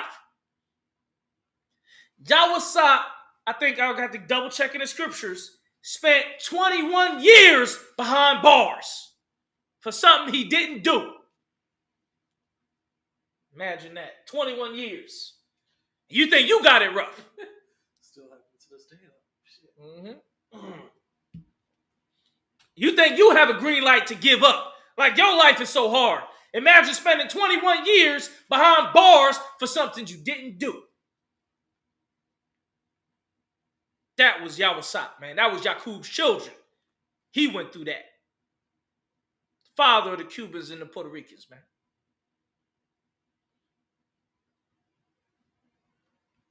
Now, the brother who got out, the guy who got out, he ended up working in Pharaoh's house. He became a cupbearer. Where he was helping delivering food and cups and drinks to the Pharaoh. Talking Tutankhamun in them. He was delivering. I think the Pharaoh name at that time was called Manasseret or something. Look up Manasseret. Manasseret was the Pharaoh during the time when it was Manasseret's father. Manasseret's father is the one where we was in ancient Egypt with Yaqub. Okay? 4,000 BC. No, maybe 3,000 BC. I gotta double check the records, right? So the Pharaoh had a dream also now, and it was troubling the Pharaoh. Where everybody was asking, "What's wrong, Pharaoh? What's wrong, Pharaoh? What's up? What's going on, Pharaoh? What is troubling you?" And he told everybody in the court, "I had a dream. I had a dream that that I don't know what the meaning of it is. It's troubling me." Nobody could answer what the Pharaoh's dream meant. But then the cupbearer, who was in the prison with Joseph, Isupk, Yaqub's son, remembered. He said, "Hold on, I know somebody who can interpret dreams, because he told me my dream that I was going to get out of jail 10 years ago." Pharaoh said, "Bring him here." So the cupbearer went with Egypt forces and went and got Isupk, Yaqub's son, out of the prison and brought him before the Pharaoh. The Pharaoh told him the dream and told him this is what the dream means. Actually, the Pharaoh said this. He said, "I'm not going to tell nobody my dream. You tell me what my dream means, then I'll tell you what my dream was." That's what was the challenge that was out. That's why nobody, because somebody going to make up something. Mm-hmm. Somebody's going to say, "Yeah, your dream mean this, your dream mean that." He said, "I ain't going to tell nobody my dream. You tell me what my dream meant, and I don't even tell you. Then I'll know if you really know dreams."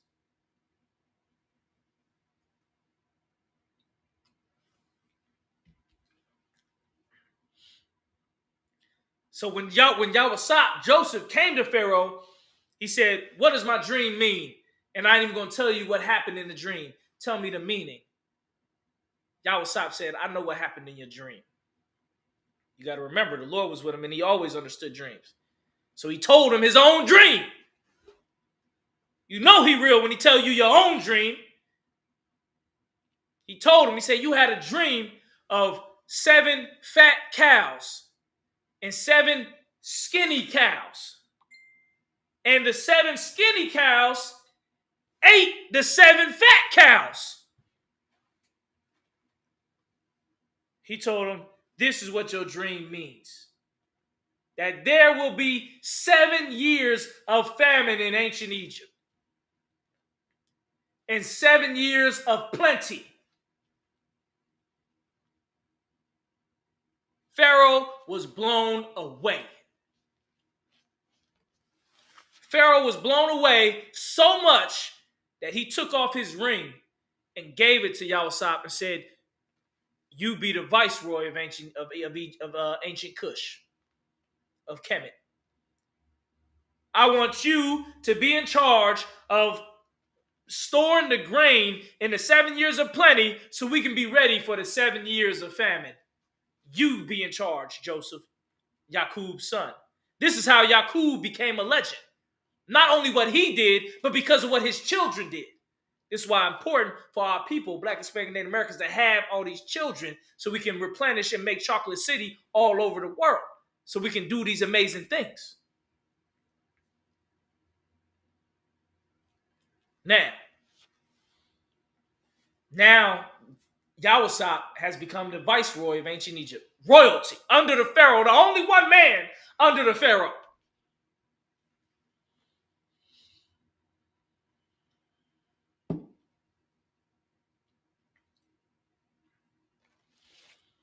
Then the 7 years of plenty came.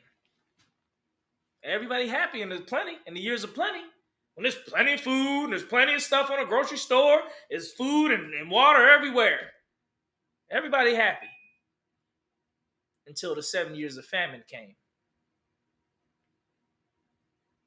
When the 7 years of famine came, everybody became sad. Everybody became impoverished.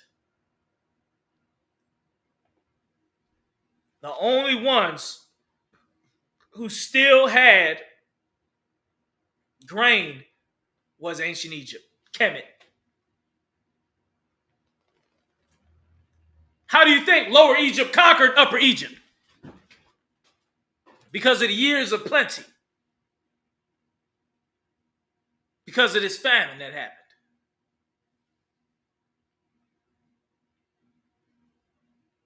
Now,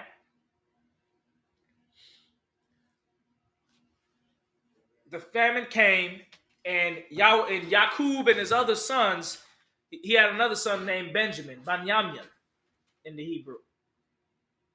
They started experiencing the famine. It was real rough on them. And they heard that Cush had grain that they can get. You see something outside?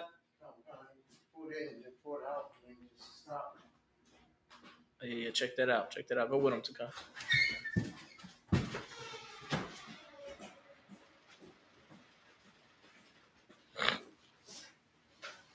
So he told them, we got to go to ancient Kemet. We got to go to ancient Egypt to get some grain because we need grain. It's a famine. We need food. We need everything we need. So they went there.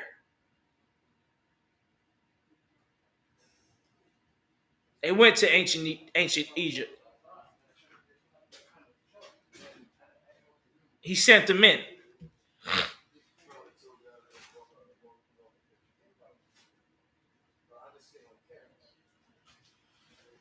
So they went to go see the Pharaoh.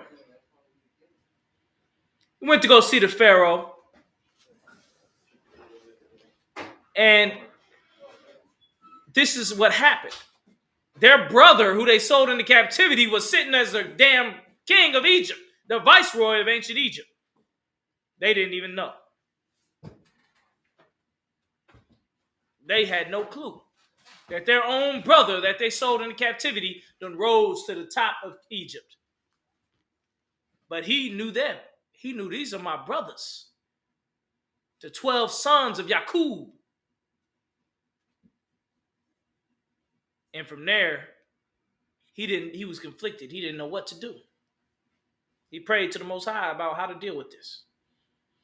Should he exact vengeance and revenge? Or should he forgive them?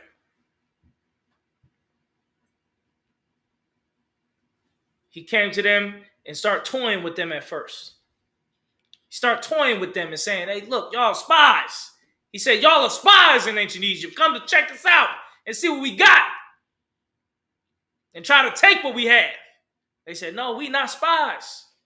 We are a shepherd king. Our father's a shepherd. We're shepherds. We're not spies. He said, you're lying. Prove to me you're shepherds. Go get your father. Go get your brother. Go get your family and bring them here. They said, we cannot do that because our father is old. He said, I don't care. Go do it. He said, in fact, leave the youngest son here, which was Benjamin, the youngest son of Yaqub. The brothers said to ourselves, if we go back without Benjamin, our father, he might, be too sad to live on. Because he already lost his other son that we put in captivity. Now, if he lose this son, he may not want to live on anymore. But they had no choice. They had no choice.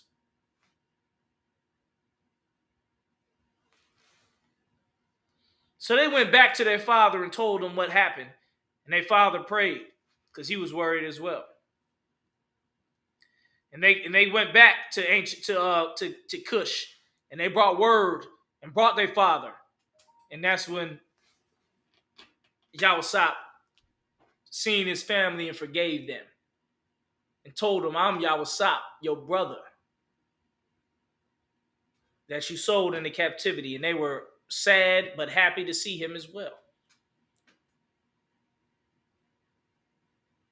Isupk, being the genius, the son of a genius, Yaqub, the big head scientist, being the son of him, he knew if I bring my family into ancient Egypt, they may be taken over. So I'm going to tell everybody they are shepherds because they knew the people in Cush did not care for shepherding. They worshiped the cow and the calf. They didn't care for shepherding. They had the Nile River to eat from. They had fresh food and meat and fish to eat from. They didn't care about shepherding and cow pasture and all that. They worshiped that. And they seen if you worked in that field, then you was lowly. Because we have the Nile River to eat from every day, all day. So he told them, let my family live in another section, not with the Cushites and the Nubianites and all this and that. Let them live in their own land called Goshen. Goshen is where the Hyksos lived, the sons of Yaqub lived.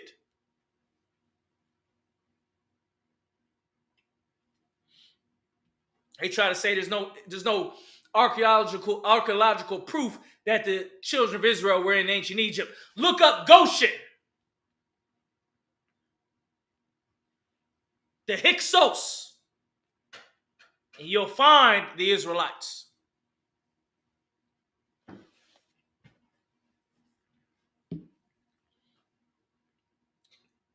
Now they want you to say Jacob.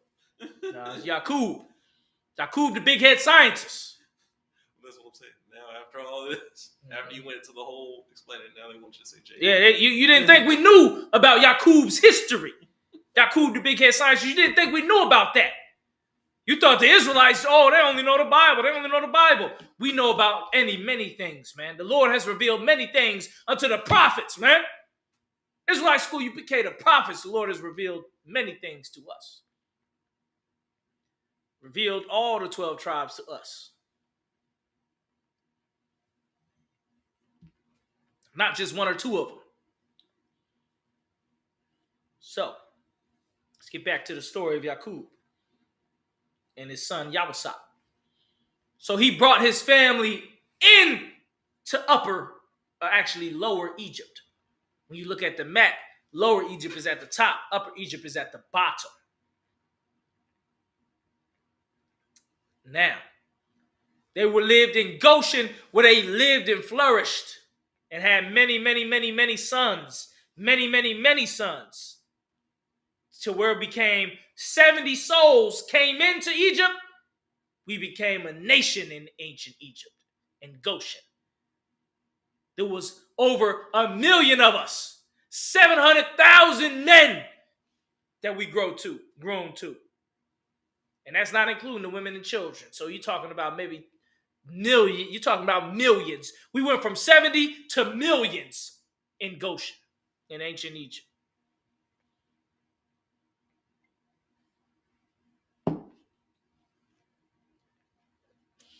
The land of Goshen. Now, while we were in Goshen, multiplying, having multiple wives, having tons of children, there arose a new Pharaoh who knew not Joseph. He didn't know Joseph. He didn't know that Joseph was the one who saved ancient Egypt in Cush. All he knew was there's a huge amount of people here that are not Cush.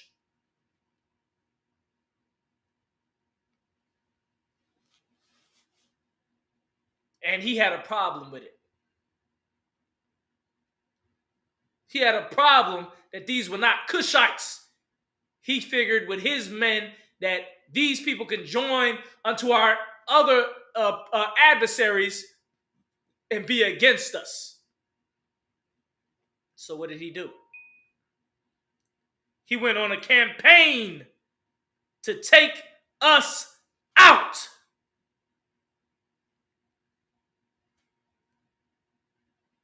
And that's what he did. That's where you get the story of Mashah. Mashah in the Hebrew, which is modern day Moses. You didn't even know Moses was a descendant of Yaqub, the big head scientist. Moses was a descendant of Yaqub through the son Levi. Modern day Haitians. They don't tell you that in grade school, do you? Let me know when we get underneath 300. Check this one. Okay? That's where you get the story of Mashah, born from the water. They was taking out our people And his mother took that baby and put him in a basket and sent him down the Nile, hoping for salvation for that baby. It was the Lord that saved and cradled that baby all the way to Pharaoh's house. Pharaoh's handmaids found the baby, and they said, this is one of the Hebrews' baby, one of the Hyksos' babies, one of the Yakub, the big head scientist's babies. Let's take him in. Because the divine creator made them see that this was a special thing that they had to preserve, because he will be the salvation. He will be the future leader of the children of Yakub.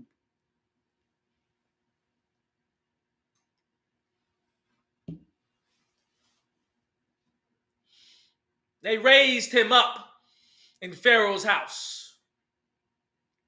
Mashah grew and grew in Pharaoh's house, full of wisdom and knowledge, being a great descendant of the great Yakub, the big head scientist. He raised up in the Cushite Egyptian culture and became a general of the armies. The same way right now you have a black man who's a general of the armies of America. He rose and rose through the ranks, using his superior intellect to topple the competition. Mashah led the armies of Pharaoh across the Sahara, united Upper and Lower Egypt.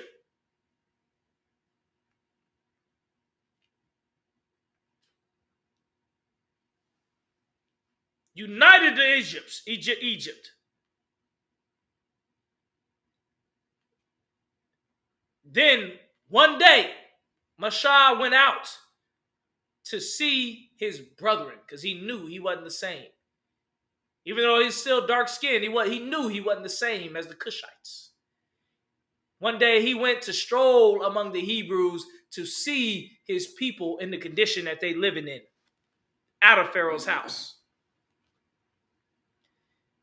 And as he strolled through the Hebrews community, he seen two Hebrews striving with one another.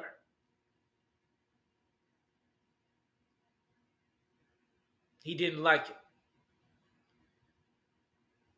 He strolled a little more and he seen a Cushite beating on the ground of a Hebrew.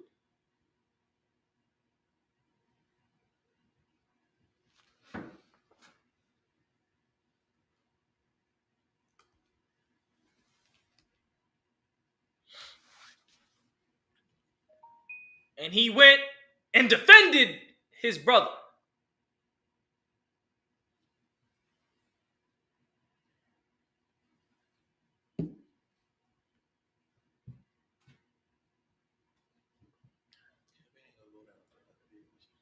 I'm trying to see. Let's keep going up. It's not going down no time soon. Yeah. Barry's going to die before it goes down. I wasn't trying to school you like that, but you use a lot of buzzwords. It just keeps going. It's non-stop. Okay, this is what we'll do. If it goes back to 350, we're going to shut it down. Matter of fact, if it goes down to 400.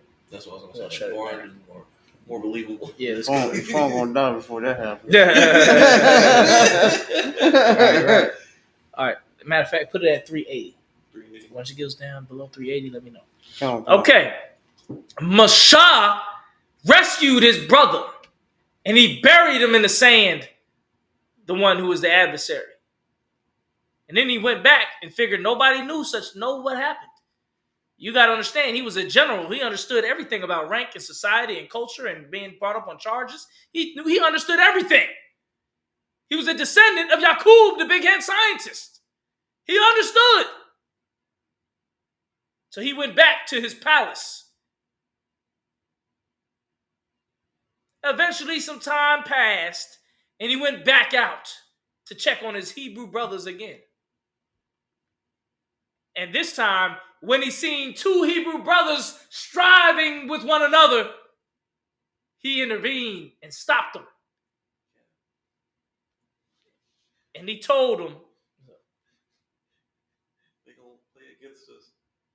They know it ain't gonna hold out 380. I didn't hear that. Ain't that something? Man, all they doing is talking No, crap, man, we man. gotta do the work of the Lord. Look, I'm not mad. I'm TikTok blown up like the other one. That's what we just gonna endure a little bit. They recognize us. Let's work with the Lord. Oh yeah, no sweat. So he talked to them two Hebrew brothers that were striving with one another and said, broke it up. Why are you striving with one another? Don't you know you both Hebrews? And they told him, who made thou ruler or king over us, thou unaliver?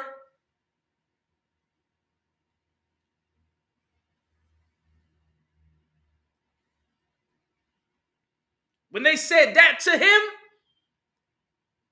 made him think back to what he did. And he said to himself, surely this thing is known amongst the people. His faux pas is known amongst the people, that he did wrong and that it could bring him into a bad situation. From there, he decided to run.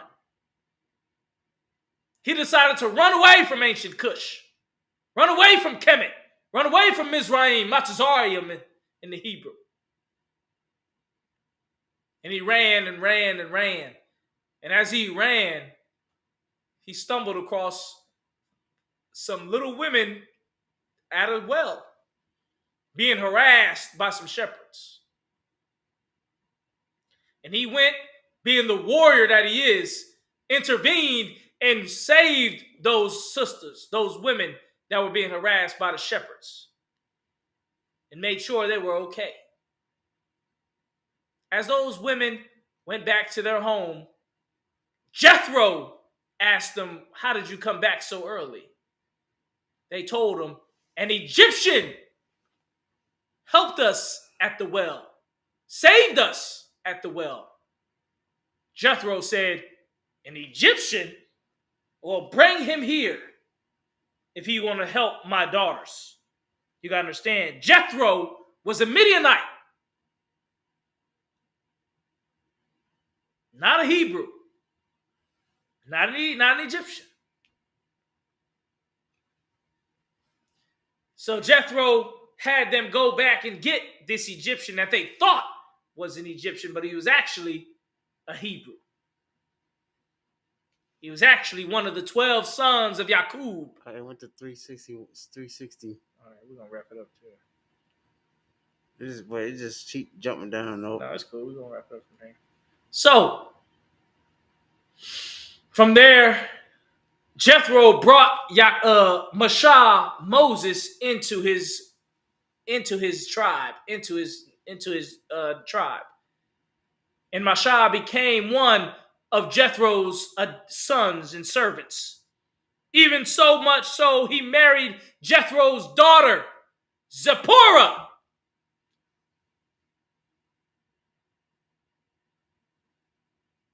Actually, I got to double check that name to make sure that's the right name.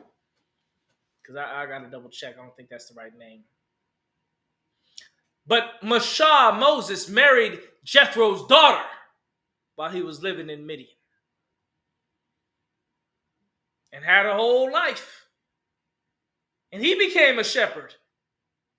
Just like his forefather, Yaqub, the big head scientist. He became a shepherd.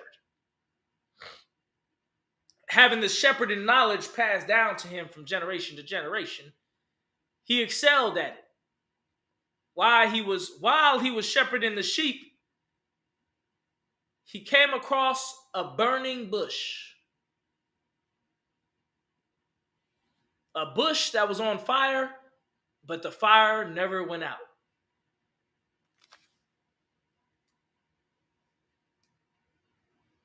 And through that bush, he was sent a message from the Elohim, from Yahweh, to go back to ancient Kemet and tell Pharaoh to let my people go.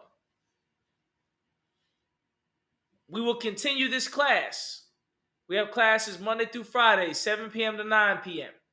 We will continue this class and this lesson in them classes. That way you will learn more about Jethro and Mashah and Yakub, the big head scientist. Go to our website, isupk.com. Go to our classes on Facebook and YouTube, our main class channel, One West Online Classes on Facebook and One West Online Classes on YouTube. Number 1, WEST. And there, you will learn even more about Yakub, the big head scientist. You will learn even more about Cush and Maha and Mashah and Jethro and the ancient peoples. This is the Israelite School of UPK. Go to isupk.com for more information. With that, I'm going to pass the class to Trooper to Kun. Let's get the announcements out. I'm going to use the restroom. Pass the class. Don't close it yet. Let's do the announcements. I'm going to pass the class to Trooper to Kun. Do the announcements and use the restroom. I'll be back.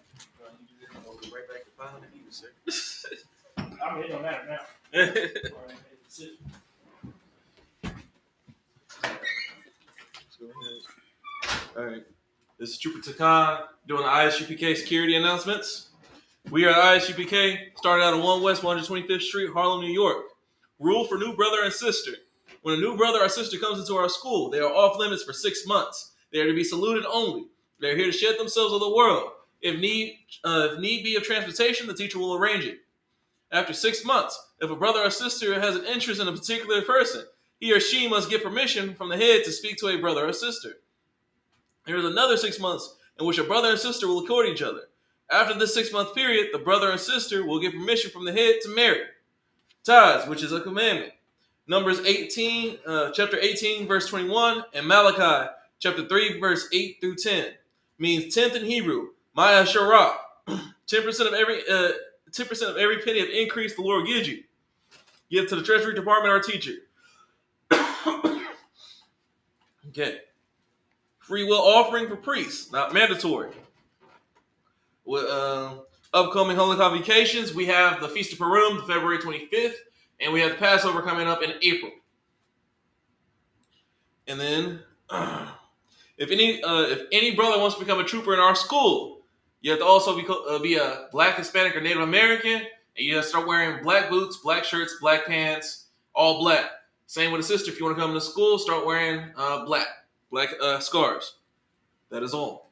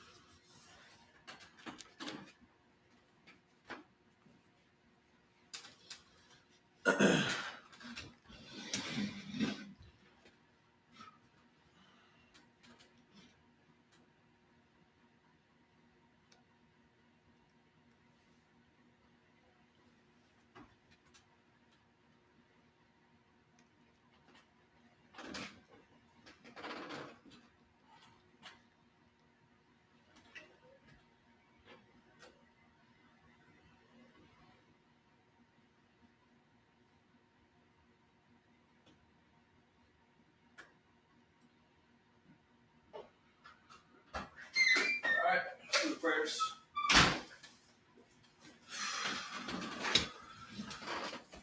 All right, I let the OG know about Saturday, so everything's going to move around. We're going to do it on Saturday.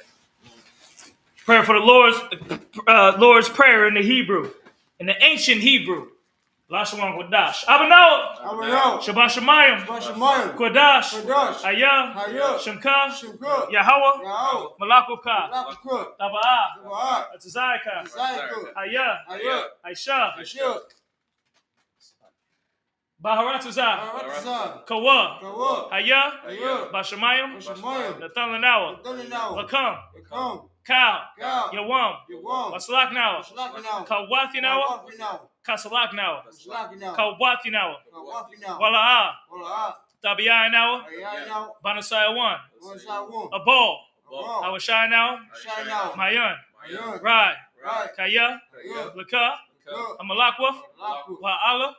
Watapara. Lawalamium. Aman. In the English, our Father, Our Father, which art in heaven, hallowed be thy name. hallowed be thy name. Thy kingdom come. Thy kingdom come. Thy will be done. Thy will be done. In earth, earth as it is in heaven. as it is in heaven. Give us this day Give us this day our daily bread. our daily bread. And forgive us our debts, And forgive us our debts as we forgive our debtors. as we forgive our debtors. And lead us not into temptation, Lead us not into temptation, but deliver us from evil. deliver us from evil. For thine is the kingdom, Thine is the kingdom, and the power, and the power, and the glory, and the glory, forever. forever. So be it. So be it. We're going to stop it there. Men of Israel, we're going to give a courtesy salute. Men of Israel, I'm out of Shabbat. I'm Ajim. Barak. Yahweh Ba'ashim Yahweh Shah Barakathon. Yazmatah.